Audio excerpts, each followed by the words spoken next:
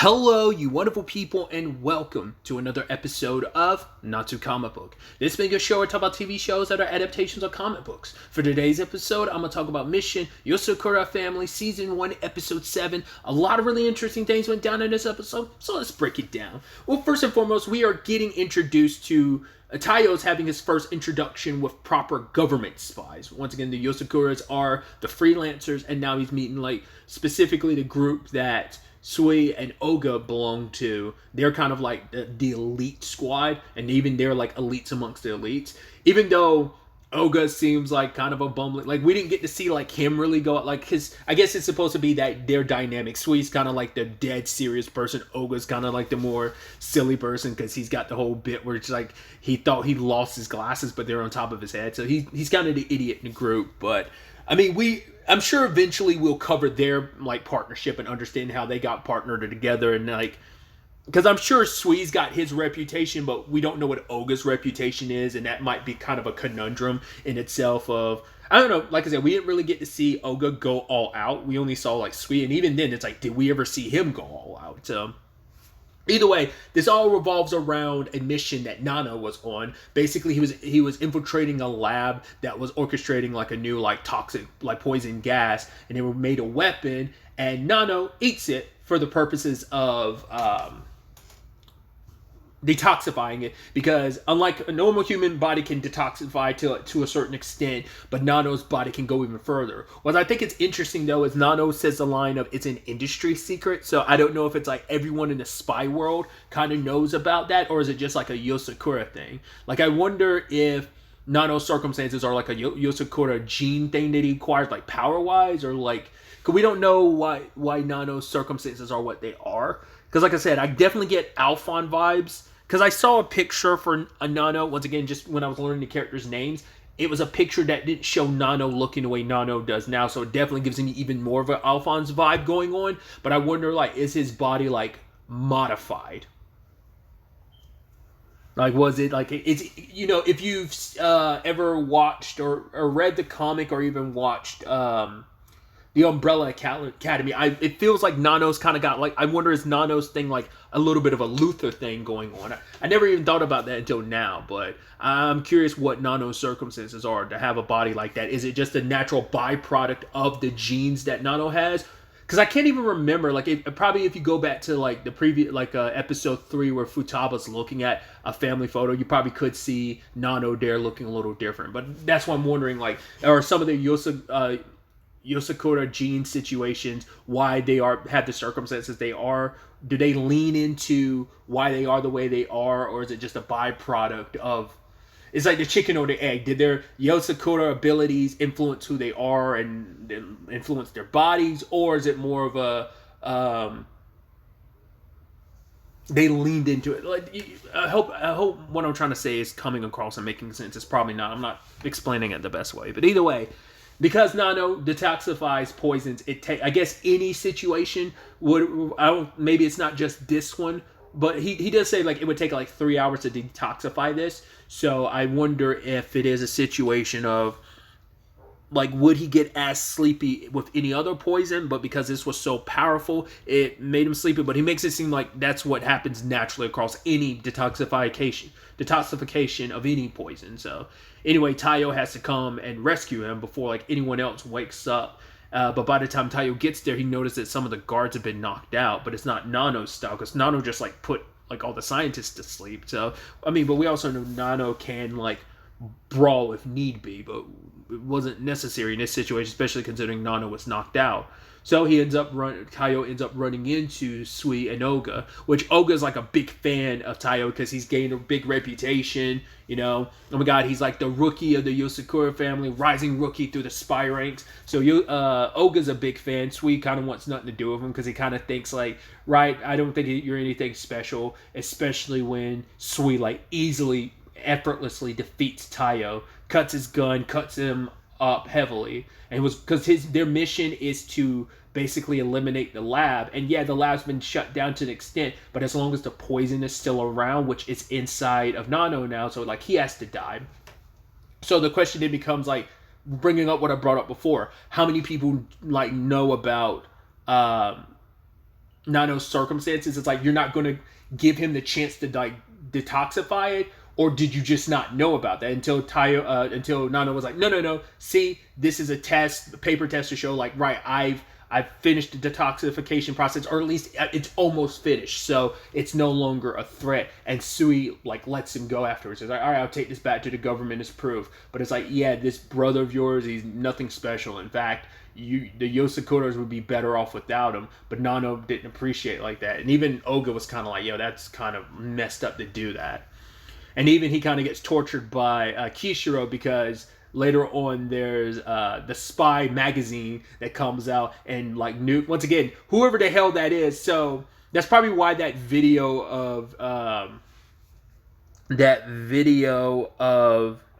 or at least, yeah, videos or pictures of Taiyo ended up on the dark web, because I was like, right, that was something directly from that mission. So I was like, oh, is that the people he was going up against? But it's like, no, who's ever the reporter on this, which I'm assuming they're going to be a recurring character. I've come to appreciate reporter characters. Once again, I can never shut up about it. Trails/Kaseki has introduced you to a laundry list of persistent and quirky reporter characters, from the Liberal arc to the Crossbell arc to the Arabonio arc, and I'm sure there's some quirky, one or two, or if not more, quirky reporters in the Calvert arc. But once again, it's just, I'm sure we're going to meet this character and they're going to be a weirdo, because a lot of characters in this show, in this series, in this universe, are weirdos. So, but yeah, Kishiro is kind of punishing him, because it's like, yeah, you kind of tarnished the Yosakura name.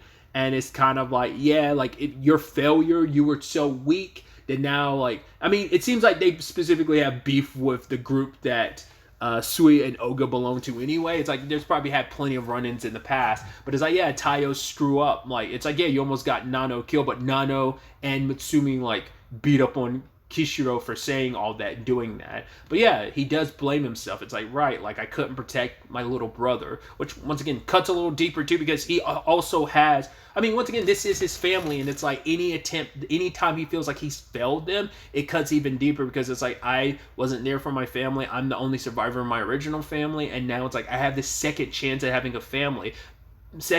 First time I've gotten close to people since losing my family, like outside of being close to Mitsumi. Like, my family's expanded now, and I have people I love and want to protect. It's not just Mitsumi. It's like, yo, as a big brother, I've got to look out for Nano. And it's like, well, it's got to cut deep too, because he lost his his own little biological big brother. So, I mean, little brother. So he's beating himself up about it. But Kishiro is kind of like almost trying to console him in his own twisted way, but being like, yeah, like the Yosakuras are really going to like be so shaken by your failure. But it's like, right, you want to make it up to us, you want to make it right, then you're going to have to spy on the spy. So it's like, find out about Sui and stuff, so follow them, which his attempts to follow kind of blow up in his face. I love that Sui's just able to just like chill and walk around with like his sword. He cut home dude's clothes, but maybe it was so fast no one noticed what he did. It's like, but it turns out that that's kind of like, their group has that thing in general, but it seems like Sui's the one that kind of takes advantage of it. I was recently thinking about D. Grayman, because I was like, funny enough, I was sitting on the toilet listening to anime opening themes, because I was like, I really love, I don't remember the other ones, but I really love the first opening for D. Grayman, because, oh, it's so good. Was it the Abenden Boys School? I cannot remember the band's name, but it's such a banger of an intro, and I love it, and I hadn't heard it in so long, and the video on YouTube was like, oh yeah, this was 14 years ago. I was like, God, it's like, is it really that old? Jesus, that feels like forever ago.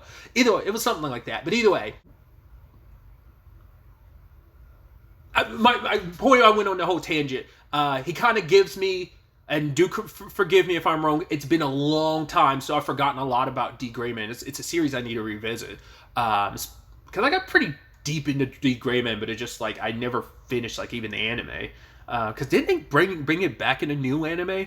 Like, I don't know if they like continued it or like rebooted it. I don't remember. Either way, it kind of, Sui gives me Kanata vibes, because like, he doesn't seem like he's a lot more calm, cool, and collected, because Kanata's kind of got like that arrogant attitude. I'm pretty sure that's a character's name, Kanata, because like they have the same like sword and everything, like that whole like not have like I don't know what those swords are called. They're They're like katanas, but without guards. I don't know what those swords are. Once again, I'm a sword guy, but like I'm still a novice. I don't know. I like swords. I don't know all there is to know about swords. But yeah, like no matter what Taiyo does, just every situation ends with him like walking around like a pervert, getting his clothes ripped. And at one point he gets grabbed by some cops. Like, yeah, let's talk for a moment. And every situation he's following Sui and Oda, he gets slashed up and his clothes disappear over and over again. In totality, he was trailing them for like 10 days. So it's also interesting just showing you like how quickly time passes in this series. It's like, yeah, that was in a matter of a single episode. At the bare minimum, 10 plus days passed. But and Kishiro like using him as a cutting board and Nano not appreciating that. But like Taiyo is like, right, you must not look up like it must be lame to have like a big brother like me. But Nano's like, no, like you don't get it. Like you've shown time and time again how cool you are. The fact is you persevere and push through, like even though people might not think you're capable of something, you've always proven them wrong. You've proven yourself capable. And he thinks of like how he pushed himself to get the ring from Kishiro in the first episode, or when he was willing to like jump outside and be exploded just to protect Mitsumi from the bomb that was placed on him. And he's like, yeah, you're pretty cool. But Kishiro's like, yeah, don't give him too much credit. He's just a pervert who likes to get cut and likes having his clothes cut off too. Which Nano was like, don't like call my big bro like a pervert, you idiot. But yeah, like saying that he had a habit like that. And that actually gave a clue to Taiyo how to deal with Sui.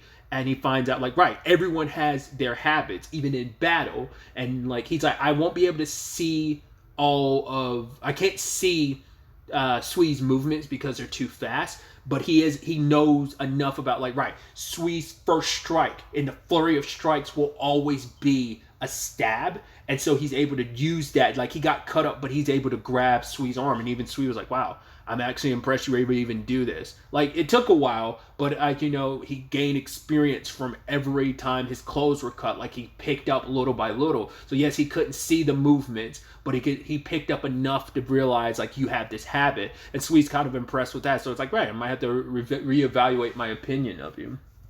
It is interesting too, just kind of dropping a little stuff that when Taiyo finds him, he's in a cemetery and there's like a rock and he's like, what is that, a gravestone? So there's stuff about Sui obviously we don't know. Like we're still building these characters. It's just an introduction to them.